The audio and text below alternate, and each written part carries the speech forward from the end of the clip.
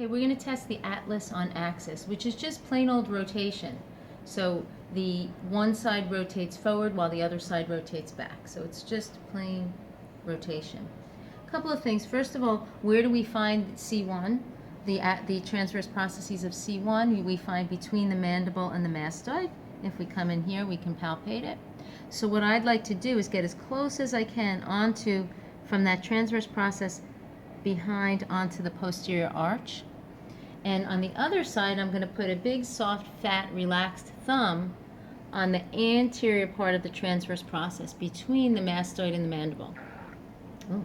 Now we're going to give this patient just a little bit of traction to start. So tiny bit of extension of the OA to get the soft tissue slack. Now we'll give the patient a tiny bit of traction. And now what we're going to do is we're going to create side bending.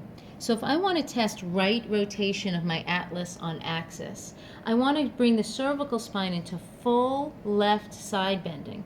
What that does is it closes down the left side facet joints, because the left side now goes into side bending and rotation to the left. Because now, if I add rotation, I get strictly AA rotation here. What I have to be careful not to do is to lose my side bending. So what I want to do is hold my patient in that side bend position, place my thumb on the anterior TP on the right, place my index finger on the posterior arch on the left, and while maintaining that cervical spine in a side bend position, my body's along the axis of the vertical axis here, I create rotation to the right.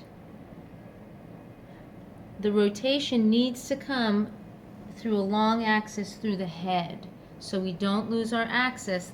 It comes as a twist on the long axis through the neck.